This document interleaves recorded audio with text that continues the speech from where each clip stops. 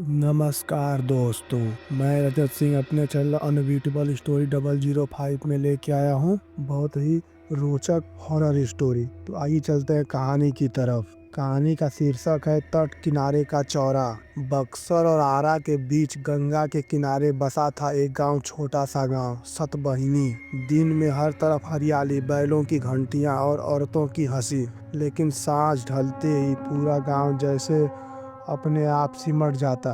कारण था गांव के बाहर गंगा के तट पर खड़ा एक सूखा पीपल का पेड़ और उसके नीचे बना पुराना चौरा, जिसे सब लोग बस तट वाला चौरा कहते थे। वहाँ कभी देवी नहीं बैठी, वहाँ किसी और ने जगह बना ली थी। पहली चेतावनी क्या थी? वो पहली चेतावनी आइए जानते हैं। रात को उस तरफ न जाने का नियम था। बुजुर्ग कहते जो गया वो लौट कर भी आए तो वैसा नहीं रहता जैसा गया था। लेकिन नियम हमेशा वही तोड़ते हैं जो गांव से बाहर पढ़ लिख कर लौटते हैं और सोचते हैं ये सब अंधविश्वास है। ऐसा ही था अंशुमान। शहर से बीएससी करके लौटा था। रात में अपने दोस्तों से बोला कल शाम चलेंगे। देखोगे क्या? उस चौरे पर दोस्त डर गए। सिर्फ एक बोला, नरेश मैं साथ चलूंगा, लेकिन अगर कुछ उल्टा सीधा हुआ तो ये मत कहना बताया नहीं था।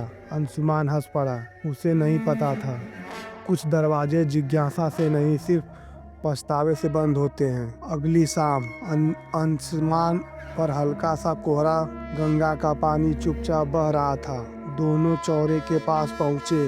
पेड़ बिल्कुल स्थिर, लेकिन उसकी सूखी डालियां जैसे हवा के बिना भी हिल रही थी। अंशुमान मजाक में बोला, कौन रहता है यहाँ? निकलो, हम देखने आए हैं। नरेश ने तुरंत हाथ पकड़ लिया। चुप, नाम मत लेकर पुकार, जो है वो जवाब दे देगा। अंशुमान फिर हंसा। जेब से लाल धागा निकालकर चौरे पर बांध दिया। अब इस पेड़ में कुछ नहीं।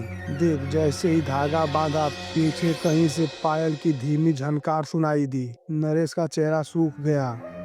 चल अभी चल, नहीं तो देर हो जाएगी। लेकिन अंशुमान ने सुना, और पहली बार उसे लगा आवाज पीछे से नहीं, ठीक उसके कान के पास आई थी। वो मुड़ा, कोई नहीं। गांव लौट आए। सब सामान्य लग रहा था, पर उस रात अंशुमान के कमरे में खट खट खट की आवाज होती रही, जैसे कोई नाखून से दरवाजा खुरच रहा हो। और पहली बार नींद नहीं आई। अगले दिन नरेश ने उसकी दादी से सब बताया। दादी चुप रही, फिर बोली, उस चौरे पर जल मृतकों की छाया है जो डूबकर मरते हैं। वे गंगा से नहीं निकलते, वे किसी देह का इंतजार करते हैं। और फिर धीरे धीरे पुरानी बात बताई। 20 साल पहले बरसात में एक नाव पलट गई थी। गांव के 5 लोग डूब गए। 4 की लाशें मिली, एक नहीं। लोग कहते थे वो औरत थी, लंबे बाल, लाल साड़ी और बाह में पायल। जिस दिन उसकी खोज बंद हुई, उसी रात चौरे के नीचे कच्चा खून टपका था। और तब से जो भी उस चौरे को छेड़ता वो सपनों में नहीं, जागते जागते उसे देखता। तभी दूसरी रात क्या हुआ? दूसरी रात अचानक रात में अंशुमान की नींद खुली। कमरे में अंधेरा, पंखा चल रहा था, लेकिन हवा ठंडी नहीं, बर्फ सी लग रही थी। कान के पास वही पायल, छन छन। उसने आंखें खोली। बिस्तर के पास पानी टपकने की आवाज, टप टप, और फर्श पर गीले पैरों के निशान। वो डर कर बैठ गया। दरवाजा धीरे धीरे खुला। अंधेरे में लाल साड़ी में एक औरत निकली। चेहरा पानी से भीगा, केस गले तक लटके और आंखें जैसे खाली गड्ढे। वो मुस्कुराई, लेकिन मुस्कान इंसानी नहीं थी।